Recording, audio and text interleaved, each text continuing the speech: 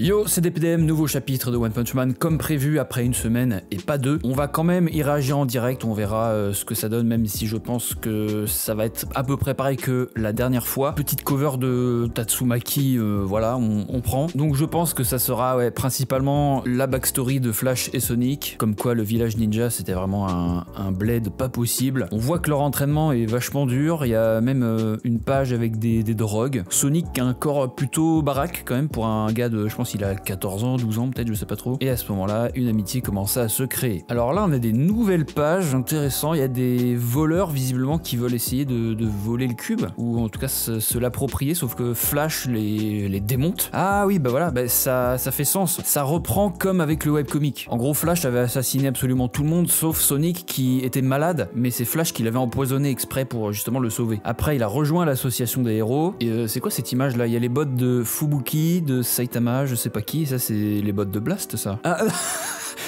quoi?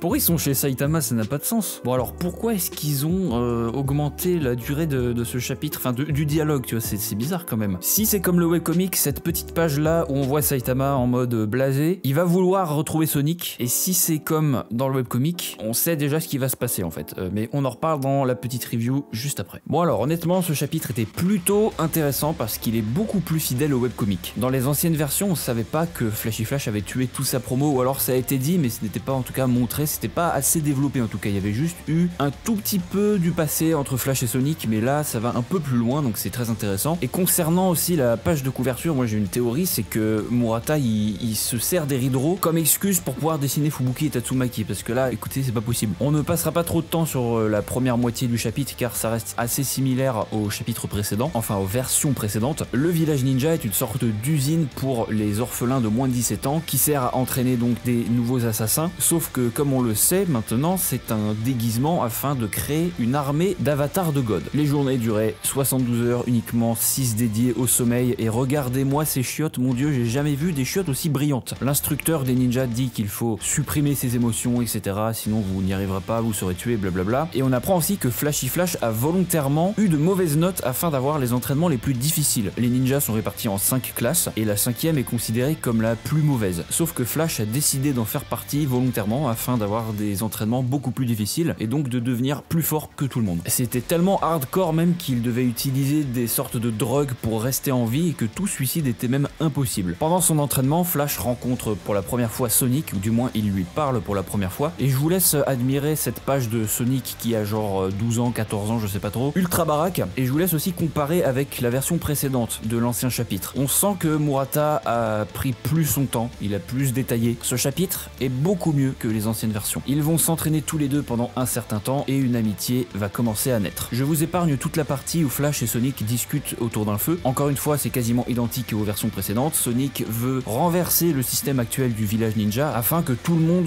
puisse vivre une vie libre. Il dit également qu'il est né dans le village ninja, donc ça c'est un point très intéressant. On n'a pas vraiment la backstory entière de Sonic. Pourquoi il est né dans ce village? Qui est sa mère du coup? Est-ce que au final sa mère ce serait pas Luna?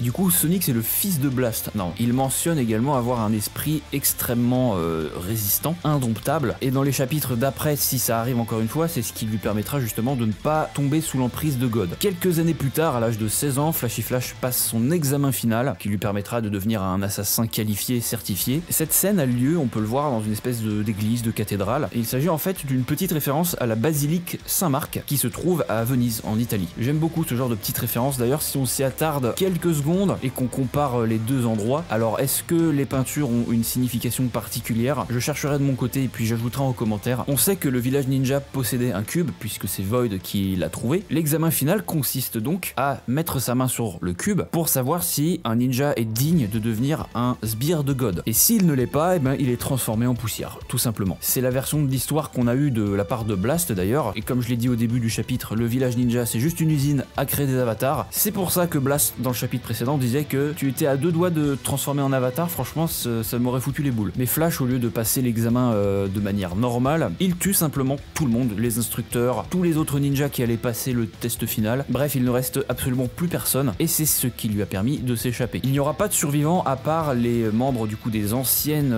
classes, Flame, Gale et puis tout le groupe Teninto. Tout ce petit monde n'était pas présent lors de la folie meurtrière de Flash puisqu'il faisait partie des classes précédentes. Et pendant ce temps-là, Sonic était malade au lit puisque Flash l'a empoisonné volontairement. Afin de ne pas le tuer, c'est devenu son pote au fur et à mesure des années. Il l'a donc volontairement cloué au lit pour éviter tout ce massacre. Quelques années plus tard, Flash a eu vent de l'existence de l'association des héros et a décidé de la rejoindre. Et pendant ce temps-là, Sonic cherchait des petits boulots à droite à gauche qui nécessitaient ses talents d'assassin. Tout ça, c'est un flashback que Flash est en train de raconter et il le raconte en fait à tout le monde, à Sitch, à Manako, à Saitama et même à Blast qui se trouve dans l'appartement de Saitama. Ça, c'est excellent. Je vous mets cette image, vous l'avez sûrement vu passer, c'est la scène du hot pot, sauf que cette fois-ci, il y a une dizaine de personnages rajoutés aux côtés de Saitama et compagnie. Donc cette image va devenir de plus en plus vraie puisqu'on peut voir que Blast est maintenant dans l'appart de Saitama. D'ailleurs, je me demandais pourquoi ils étaient pas tout simplement restés comme dans le chapitre précédent dans le bureau de Sitch pour raconter tout ça, mais apparemment Flash voulait du thé, donc ils ont décidé d'aller chez Saitama pour en avoir. Genos sort du mur puisqu'on le rappelle, il habite dans l'appartement d'à côté pour espionner et s'assurer que Saitama va bien. Flash confirme une nouvelle fois qu'il a empoisonné Sonic en mettant du poison dans sa soupe et il savait qu'il n'allait pas en mourir puisqu'il est extrêmement résistant. Et c'est ce que Blast pense justement, il voulait l'éloigner du massacre de Flashy Flash afin de ne pas le tuer puisque c'est son pote. Et Saitama va conclure ce chapitre de manière très comique. En parlant de soupe, il reste des brocolis et des carottes dans mon frigo. Fin du chapitre. Sacré Saitama, toujours le mot pour faire rire. Alors où est-ce que ça va nous mener ces Hydro? Pour commencer, je tiens à souligner quand même que la qualité artistique est bien mieux qu'auparavant. Rien que la petite comparaison que je vous ai montrée tout à l'heure, ça dit tout. On pense vraiment que Morata il s'est sorti les doigts du cul. Mais ce qui me choque entre guillemets le plus, c'est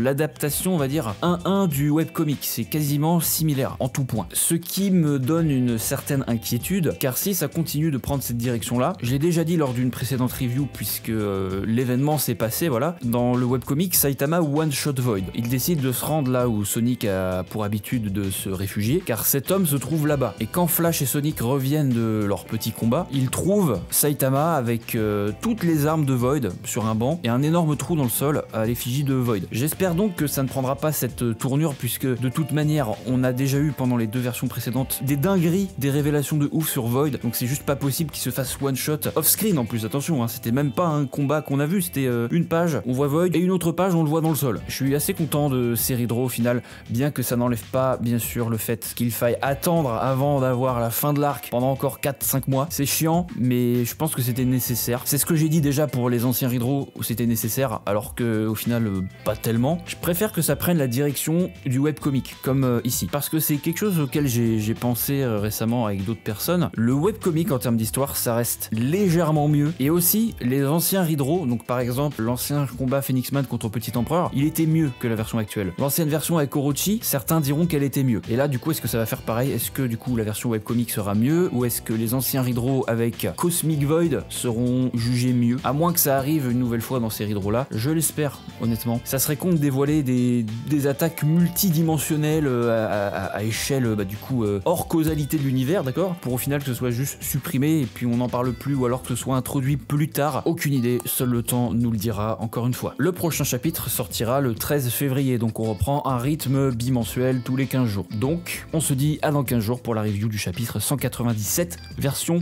3. Ciao.